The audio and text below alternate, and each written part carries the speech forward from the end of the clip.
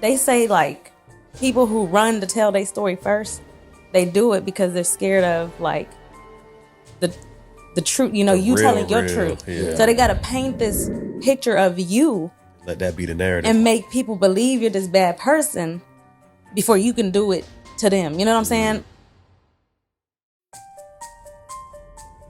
Hey guys, it's your girl, Kelsey Nicole. So yesterday evening, the interview from Kelsey Nicole finally came out, and the trailer for this interview kind of played this interview up to be about Megan, Kelsey, and Tory, and Kelsey finally breaking her silence after all these years to get people interested and tuned into it. And although, yes, Kelsey did talk about the situation every now and then throughout this interview, the interview was more of a sympathy plea to the public that she's human too and deserves grace. At least that's what I got from it. I also feel a swift change in attitude between Kelsey and Megan. Meaning, before now, they had no problems going at each other any chance they got, be it through diss tracks, live videos, family members and friends had even got involved, etc. Versus now, where they both seem to be a little bit more humble and more focused on why their friendship ended or what happened to make the other person change, instead of taking shots and throwing out accusations. And one can only imagine why. So here's the thing. Nobody should have been under the impression that Kelsey was going to expose herself in this interview, seeing as how she wouldn't even do it in court. If Kelsey had any intentions of doing that, there would be a new statement added of her expressing this to a court of law in the appeal brief with her signature at the bottom, instead of her telling it to social media for it to end up there anyway. And there wasn't. Kelsey is, has, and always will be trying to protect herself. That's all she has been doing since the time they were pulled over. And this is what anybody who has any type of sympathy or support for her needs to realize, especially if you claim to support Tory. Sympathy stops at the part where she was betrayed by Megan. All of Kelsey's actions after she found this out is why she gets no sympathy. Kelsey is a master manipulator, and she is the key puppet used to get Tory the way that they did. And I think a lot of people have forgotten that, being so focused on Megan and Tory. Kelsey is not the victim in this situation. She is the villain. And that is why this interview failed on a number of reasons. The biggest reason is because nobody gives a damn about who Kelsey is or her backstory. As she stated herself, she is a nobody to us. So that time, has come and gone for her to do. The only thing people want to hear is Kelsey's version of the story, since she has still failed to give an honest one. And until she does, anything else she has to say is null and void. So any interview done where the focus is not strictly based on her doing that is meaningless, pointless, and obviously done for clout and not to get to the truth of the matter. Now, since Megan, Kelsey, and people who support both or either one doesn't seem to understand this one little key fact, let me help remind you all of something. It is not, social media or Tory who put Kelsey in the hot seat. It was Sean Kelly and now Quan.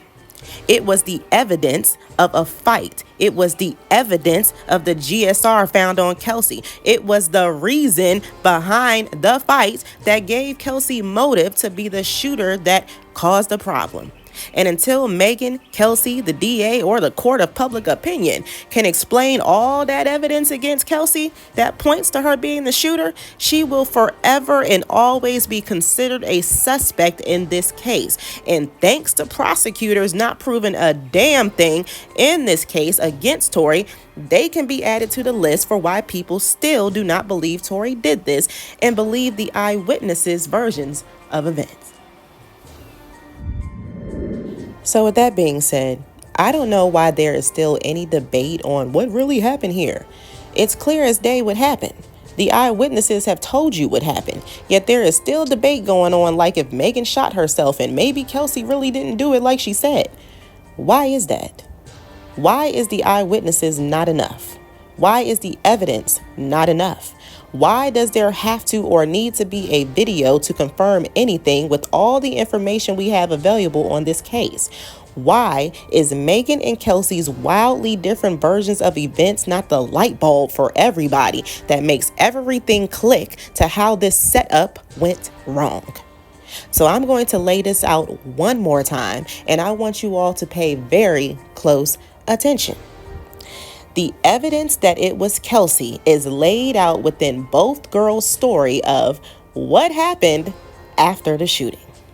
There is one part of Kelsey and Megan's stories that do not align with each other that exposes why this setup of Tory did not go as smoothly as planned. And it lays within that one simple question of what happened after the shooting. Now, Kelsey and Megan would have been able to get away with accusing Tory and Kelsey not being a suspect if only Megan had remembered to explain how Kelsey got her injuries. But Megan forgot all about her, just like she forgot to give Quan any involvement in her story outside of being the driver that night. So let me remind everyone on Megan and Kelsey's stories of what happened after Tory supposedly shot. Megan said that Kelsey and Tory came running up to her after the shooting. Tory was apologizing, offering her money, saying he would take her home, etc., saying he was on probation, and Megan just agreed to get back in the car. They were 5 minutes from her house when the police pulled them over. Kelsey's story is that after the shooting, Tory stayed in the car and she went over to help Megan by herself. Tory came sometime later and she tried to stop him from approaching Megan. And this is when he assaulted her by slapping her and pulling her to the ground by her hair. Quan comes over and breaks this up. So Tory goes to talk to Megan and Kelsey gets in the front seat of the car and jerks the vehicle to get their attention. Tory comes over and starts trying to pull her out the car by her hair. This is when she gets scared for her life. Quan comes over to break this up, but he couldn't. So she asks Tory, "What are we doing?" And he just stops pulling her by her hair. Next thing you know, Megan is at the car and they all get in and leave because they heard the police coming. Now remember, Megan was asked if anything occurred between Tory and Kelsey, and she said no. She didn't see anything. They probably just bumped into each other running over to help her. The reason why Kelsey and Megan's stories do not match each other during the aftermath of the shooting is because of Megan. Megan forgot to add how Kelsey got those injuries to her story. So let me break this down a little slower. The only way that Kelsey could have went along with the Tory shot Megan story is if she and Megan could explain all of Kelsey's injuries and the evidence of a fight the police had, from eyewitness to press-on nails, necklaces, and more that was found on the ground at the scene. Without them coming up with a good explanation for how she looked, Kelsey would forever be considered a suspect, as this fight plus that argument and what it was about gave her a motive to shoot Megan. That's why both originally tried to deny that anything we heard at that preliminary hearing was a lie when it first came out. But then both changed their tunes when it came close to trial. Now there actually was a betrayal. Megan had slept with Tory behind Kelsey, and that is what the arguing in the car had escalated to before the shots were fired. The only thing they still couldn't admit to was this fight. And they had a problem here.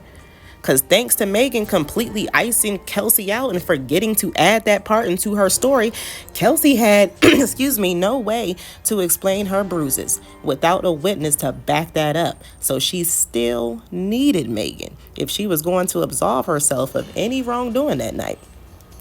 She was the only smart one apparently who realized this. Because it was not a good look for her and Megan to now be separated, no longer friends, not working with her, couldn't explain why, and she couldn't explain the bruises if they hadn't fought each other. So she needed to come up with something. This is why she was so pressed to speak to Megan and why she was upset that Megan wouldn't just come clear her name. It wasn't that she needed Megan to just say she didn't do it. She needed Megan to add her to the story in a way that made her non-complicit and explained her injuries. And that's the one thing Megan forgot to do when telling the detective what happened that night. Megan even forgets to add anything about Quan to her story. Outside of him being the driver, he has absolutely no actions in Megan's story at all. So that's why when we ask Megan and Kelsey what happened after the shooting, you get two entirely different stories about what happened. Because Kelsey could copy everything Megan said concerning the shooting, but she couldn't copy what Megan herself hadn't said regarding her injuries, because it wasn't even a thought for Megan, because she was done with Kelsey. So Kelsey had to make something up. And this is what she means about not being protected. This was the problem for Kelsey. Not only did Megan not say she didn't do it, she forgot about her completely while trying to pin things on Tory. Even when she went live to tell the story about the shooting, Megan doesn't have Quan and Kelsey doing anything. They are forgotten about until she wants to tell us to go ask them what happened and why they weren't speaking, because she hadn't heard from any of them, which also was not true. So even if Kelsey was to say Tory did it, she had a major problem. The eyewitness, the GSR on her hand, and the evidence of a fight. She wasn't going to just be able to explain that away without help. Megan's help. And Megan refused to help her. Megan figured her saying it was Tory would just absolve Kelsey of any wrongdoing, forgetting that Kelsey had been accused by eyewitness, and they also had Quan to worry about. Now, if Megan hadn't been so blindsided by rage, she would have realized this problem, and her and Kelsey could have easily come up with a concocted story to explain all these things away. And they would have just claimed that Quan had been paid off by Tory, and the eyewitness didn't see what he saw because it was dark out and he was confused. Simple as that. But Megan, being the dumbass she is, didn't think about that, and instead spent her time throwing Kelsey and Tory under the bus as much as she could before trial to keep herself looking squeaky clean. Excuse me. Megan and Kelsey were both poking at each other the entire time because both of them knew the truth, but both also knew that they couldn't tell it even if to make the other one look bad, because exposing one also meant exposing themselves. And they both had something to lose. So they stuck to throwing shots at each other online and harassing each other with diss tracks that only them two knew what it was about, which again is how they made each other look guilty and Tory innocent. There was too much anger directed at each other versus the one they accused of doing the shooting. Kelsey has always and only been trying to protect herself because Megan wouldn't protect her, but then had the audacity to say that she had been trying to protect Tory. Like, come on, man. Both these hoes only try to protect themselves, and both have a pattern of behavior of trying to defend themselves whenever it starts getting too hot on their end. Megan came out each time something came out making Tory look innocent, and Kelsey also came out doing the same. But my story, unfortunately, has to reveal these people's character. You know what I'm saying? And I don't think they want that. You know, You don't want me to tell my side of the story because it's going to reveal like things about you that is just like not right. You know what I'm saying? Yeah. The only person's character Kelsey was trying to so-called protect was the woman she claimed to have discovered, Megan. Because like she said, Tory was a great fun guy and she had nothing bad to say about him, but she had a hell of a lot to say about Megan and her character. So now that Megan's character has been exposed by the truth of that argument coming out and Megan sleeping with Tory behind your back, what else is there for you to expose about her character that's keeping you from telling your truth? Because you claimed to be telling the truth when you did the interview with the DA and said Tory did it. Then you came to court and said he didn't do it and pled the fifth. We know nobody else tested positive for GSR besides you and Tory, so you and Tory were the ones in close vicinity of the weapon when it went off. So was there a fifth person in this vehicle who took shots at Megan if it wasn't you or Tory? And if it was Tory who did it and you are going to eventually say that one day, that's going to expose some things about his character, what is it going to be? Because we can't get no lower than him convicted of assaulting someone with a firearm. So what else you got? Megan's character, however, can be the only thing left to expose, and that's if you want to admit to that fight and you being the shooter, because there's no coming back from falsely accusing a man of a crime and getting him convicted.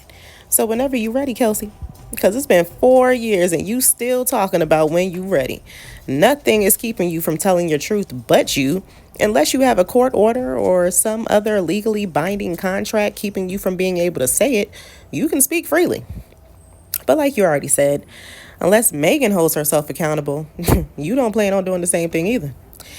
Now, Kelsey went on to say that she did do a diss track and everything she said was facts. And she basically told us in that diss track that Megan was a reckless alcoholic and that she was the reason she was in this situation because she couldn't control her little feelings and dick was now costing her a lot. That if Megan had stayed solid, she would have been on her side, but she refused to speak up for Kelsey, so Kelsey refused to speak up for her. That Megan had been sucking D behind her back, that Megan lied about her taking hush money, and that Megan was lying to her label and they didn't even really know what happened, and questioned Megan on who shot her in a joking manner. Because again, Kelsey knew it was her, and she also knew Megan couldn't admit it. So yeah, bitch, who shot you? Go ahead and say it, so I can expose you back. And another thing is, she did lie and say her chain necklace hadn't been snatched that night since Megan brought it up in her song in reference to their fight and Kelsey being the snitch bitch when police showed up and not her. Kelsey denied this even though police has that chain in evidence, and she tried to claim that it was Tory who snatched it off her just for Megan and Kelsey's friend Jay Ailey to come out and expose that this fight between Tory and Kelsey was also a lie, when going off on Kelsey for not wanting to speak up for Megan. Again, Megan and her dumbass friends forgot how Kelsey was going to explain those bruises if Tory wasn't the one who beat her ass. So thanks for that. That's why Kelsey was calling them some crash dummies in her diss track to Megan, because y'all was being real stupid. Because it wouldn't make any sense for Tory to have jumped out the car shooting at Megan in the middle of her fighting Kelsey, and it would once again leave Kelsey and Megan in the hot seat for what really happened here if they did admit to this fight. This is what I mean when I say they were poking at each other the entire time, knowing neither one of them could expose the other, and they were both using it to their advantage in every way possible. And they're still doing the same thing now, just like how they're communicating with each other through social media. To me, they are both copping pleas just in case Tory's appeal is granted, because that puts them right back in the hot seat. And this time, these two would have to answer some questions regarding this fight and their immediate loss of friendship right after the shooting. And they cannot do this without each other, as they've already said too many contradictory things for any new story of theirs to be believed alone. They would have to support each other this time around in order to garner any support or belief in Tory's guilt versus Kelsey's. Because notice how Kelsey's not saying Tory didn't do it in this interview. She's denying she did it while saying things like, I don't have nothing bad to say about Tory outside of that situation. She is low-key, even in this interview, trying to point the finger at him without doing it all at the same time. And I see right through the bullshit. So again, this interview was a pointless waste of time, and the interviewers knew what they were doing, even bothering to take it, knowing they weren't getting any new details from Kelsey. They just gave her a space to plead her innocence once again and to hopefully garner a little support. Maybe when you are finally ready to explain all these questions we have regarding your involvement and clear up how it couldn't have been you, if you can, you might be able to get that. But as it stands, you have done nothing to even garner respect, let alone any sympathy, because your friend left you stranded. Megan does not have a good explanation for cutting Kelsey off. She claims she took hush money, but she had cut her off at the hospital. Kelsey wasn't even allowed to see her, and Tory was in jail during this time, so he definitely wasn't making any transactions or making calls for anyone to do so that can't be it. She said it was because Kelsey met with Tory after the shooting, but Kelsey said she met with him to get her things, since everything had been left in his car. So what was the problem with this? You had kicked her out your house and sent her to a hotel and tried to give her a plane ticket back home all on the same day. I would think Kelsey would want her things to go back with her. So mad at Kelsey for what exactly? So since it's not those two things, why did you immediately cut Kelsey off after the shooting if she did nothing wrong? You won't admit to a fight, so if y'all didn't fight and she only tried to help you that night, what is the issue exactly? Kelsey is a liar, just like Megan is a liar, and that's just what it is. And until the truth comes out of them, neither is to be trusted or respected. She could have saved this, and the interviewer's excuses for not asking certain questions or getting into certain things is some straight bullshit, because if you were so worried about you or your family being affected due to this interview, why do it? Why make a big deal about putting it on LimeWire if you couldn't get it uploaded due to the problems you were having, thinking someone was messing with your interview because you couldn't get it monetized? You weren't nervous, worried, or scared, in my opinion. You were told you couldn't get into certain things or ask certain things, and y'all agreed, not caring as long as you got this interview. And then you clickbaited everybody into believing she was really going to get into some things, and she never did. This was the most humble Kelsey has been towards Megan since this happened, and vice versa. But hey, money is money, and that's what it's all usually all about, right? Anyway, I'm done with this. Leave your thoughts below, and I'll see you all later. Goodbye.